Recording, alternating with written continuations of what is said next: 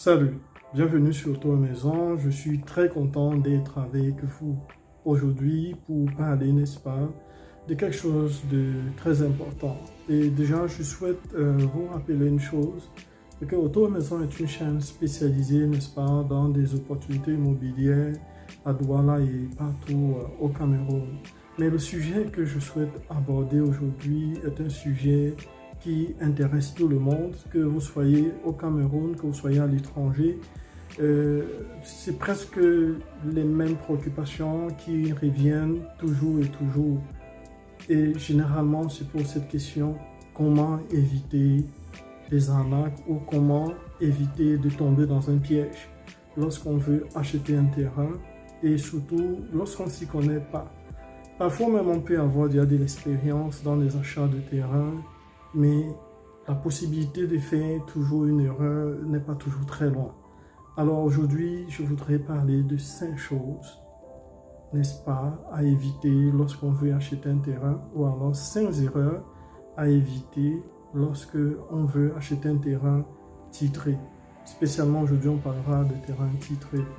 Dans l'une de mes prochaines vidéos, on pourra parler des erreurs à éviter lorsqu'on veut acheter un terrain non titré. Généralement, dans ce cadre, on parle des terrains agricoles. Alors, la première erreur à éviter lorsque on veut acheter un terrain, c'est d'acheter un terrain sur la base d'une confiance aveugle. On n'achète pas un terrain sur la base d'une confiance aveugle. On doit faire preuve, n'est-ce pas, d'une très grande prudence parce que parfois, on peut être de très bonne foi. On veut acheter un terrain, on veut payer les commissions des différents intermédiaires, mais en face de nous, parfois, nous avons des gens qui ne sont pas toujours d'une très bonne moralité. Il y a parfois un démarcheur peut vous présenter un terrain sans que lui-même sache que ce terrain-là est soit litigieux, soit alors c'est un terrain qui n'existe presque pas du tout. Alors, il faut éviter d'acheter, comme je le disais, un terrain sur la base d'une confiance aveugle. Il faut faire des vérifications, il faut être prudent. Alors, si tu souhaites acheter un terrain, la deuxième chose à éviter, ou alors la deuxième erreur qui peut se présenter à toi et dans laquelle tu peux tomber, c'est d'aller visiter un site sans avoir entre tes mains le plan de lotissement de ce site qui est en vente ou alors le plan du terrain qui est en vente. Comment est-ce que tu peux savoir que le terrain qu'on te présente est desservi par des routes? Quels sont les lots avoisinants? Quelles sont les délimitations? Il est important de t'assurer que le lieu où tu voudrais acheter un terrain, il y a un plan de lotissement approuvé. N'achète pas un terrain soi-disant titré qui n'a pas un plan de lotissement approuvé. Si c'est un lotissement, assure-toi que on va te présenter un plan de lotissement approuvé. Parce que sans plan de lotissement, tu ne pourras pas être sûr que le site qu'on te présente est exactement celui-là que tu vas finalement acheter. Parce qu'on peut te présenter un site et ce site-là a déjà été vendu. Alors, il faut être pointilleux, c'est-à-dire lorsqu'on te dit voici un site en vente, tu notes que voici le plan de ce site-là. Cela signifie que tu pourras faire des investigations par rapport au site, par rapport au lot qu'on t'a présenté. C'est très important. Il te faut le plan du terrain ou le plan du site qu'on te présente comme en vente. Alors, la troisième erreur à ne pas commettre est d'aller faire une visite d'un site sans être assisté ou accompagné par un géomètre. Avec le plan de lotissement que le vendeur ou le démarcheur t'aura présenté, tu pourras, à l'aide, n'est-ce pas, du géomètre, localiser exactement l'emplacement du site qu'on t'a présenté comme en vente. Là, on parle, n'est-ce pas, dans ce cas, d'une vérification physique, une localisation physique du bien que tu désires acquérir. Il faut faire très attention. On voit beaucoup de choses sur le terrain. Des gens qui veulent acheter des terrains et qui n'ont même pas de plan. On les dit, voilà ça, c'est là, c'est comme ça, c'est de l'autre côté, c'est au-dessus de cette colline. C'est pour finir, on va les recycler un petit marécage ou alors un site qui est mouillé et après ils seront dessus. Ou ça sera des grincements dedans. Vous allez commencer à vous tirailler avec le vendeur ou avec le démarcheur. Ayez la présence d'esprit d'appeler le géomètre. Le géomètre va vous aider à localiser le terrain. En descendant sur le site, le géomètre va vous dire, tiens, attention, le terrain qu'on est en train de vous présenter est dans un marécage. C'est un terrain mouillé.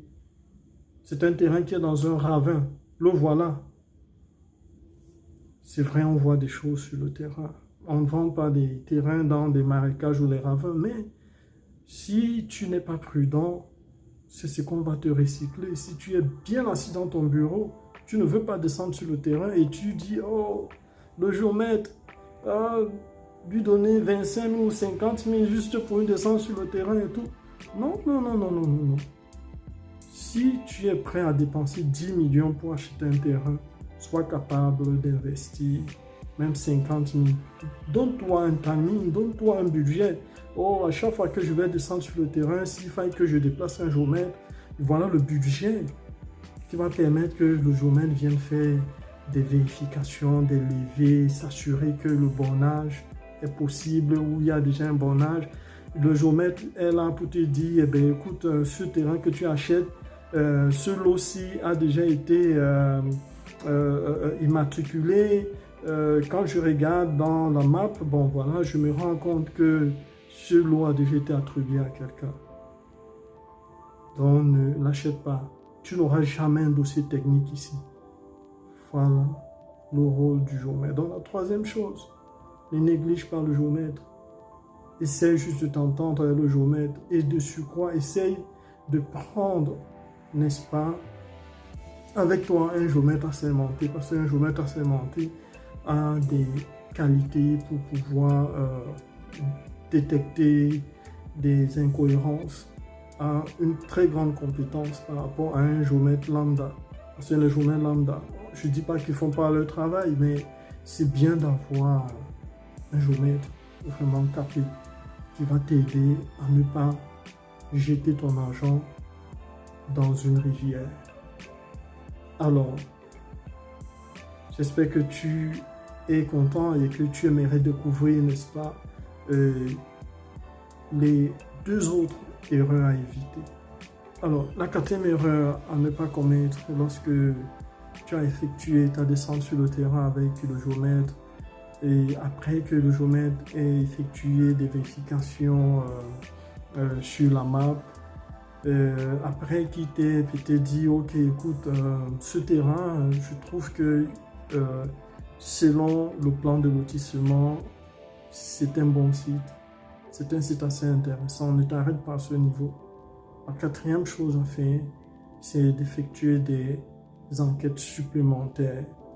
Cela signifie quoi concrètement? Il faut, si tu es au Cameroun, te déporter au service du domaine de la localité dans laquelle tu te trouves, afin de faire des vérifications sur le titre foncier auprès, n'est-ce pas, du conservateur. Lorsque tu vas recevoir par les soins du conservateur un certificat de propriété, tu pourras aussi, étant rentré sur le site, essayer de voir s'il y a du voisinage. Est-ce qu'il y a des gens qui se sont déjà installés? Est-ce que tu es au courant de ce qu'il y a quelqu'un dans tel endroit qui a acheté un terrain dans ce site? Va avec cette personne et présente-toi et fais-lui part de ce que tu es intéressé par ce site. Tu aimerais aussi acheter un terrain. Alors, demande à cette personne de te donner des conseils, ou alors est-ce qu'il y a des informations qu'elle peut te donner par rapport au site. Est-ce que le site n'est pas litigieux? Parce que le géomètre peut faire ses vérifications, le conservateur te donner certaines informations, mais sur le terrain, il y a des informations qui ne circulent pas, qui ne sont pas à leur niveau, mais par contre, ceux qui habitent déjà dans la zone ou les gens du voisinage peuvent te dire ok, ce site est bon, ou alors il peut te dire attention, fais gaffe, parce que celui-là qui est en train de te présenter le terrain, en fait, il a déjà présenté à quelqu'un d'autre, hier il a reçu de l'argent, le conservateur n'est pas encore notifié qu'il y a déjà eu une transaction, bref. Il faut faire très attention, le voisinage aussi est important. Ce n'est pas pour te faire flipper que je parle ainsi, mais je dis, si tu peux faire une enquête supplémentaire par tes propres soins, en allant sur le terrain, en te renseignant sur l'environnement ou sur les gens qui sont proches du site que tu veux acquérir, c'est toujours intéressant, c'est toujours bien. Mais dans le cas où il n'y a pas un voisin ou quelqu'un qui peut te donner des informations complémentaires, tu peux tout simplement essayer d'avancer dans la procédure tout en t'appuyant, n'est-ce pas, maintenant sur des petits tuyaux que les gens peuvent te donner à gauche ou à droite. Alors la cinquième erreur à ne pas commettre, c'est c'est de faire un achat sur la base de la précipitation. Même quand le géomètre a donné la certitude que le site est bon, le service du domaine t'a donné la certitude qu'il n'y a pas de problème, n'est-ce pas, en ce qui concerne ce titre foncier, ne te précipite pas. Oh, il faut surtout éviter ce genre de dossier où on va te dire, oh, il faut vite acheter, si tu n'achètes pas maintenant, oh, tu vois, quelqu'un d'autre pourra venir acheter. En fait, le propriétaire du site a Y problème qui veut résoudre urgemment, il faut donner vite de l'argent. Non, il faut faire très attention. Il faut faire très attention parce que si tu n'es pas prudent, si tu te précipites, il peut arriver que, en fait, on voulait en fait t'arnaquer.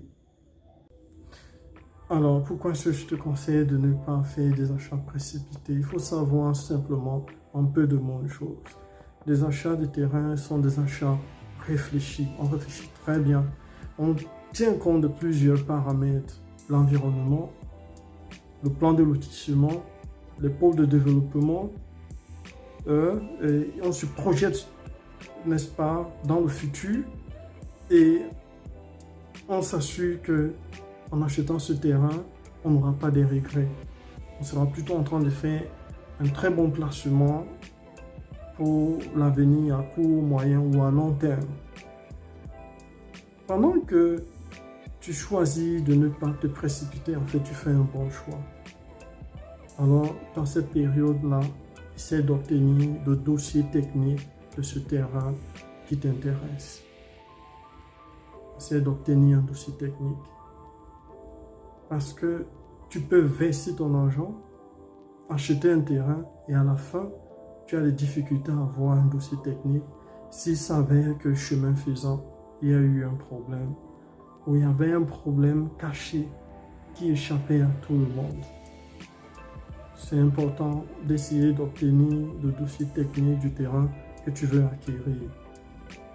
Ensuite, tu pourras avec le propriétaire et le notaire sceller la transaction, n'est-ce pas, de ce terrain lorsque tu auras la certitude que ce terrain n'est pas litigieux ou alors ce n'est pas un terrain à problème. Alors, j'espère que tu as aimé cette petite vidéo. Dans le cas où tu as des questions, n'hésite pas, n'est-ce pas, à me contacter. Je pourrais, dans la mesure du possible, t'apporter quelques éclairages. Et si tu es à la recherche aussi de terrains de très bonne qualité, des terrains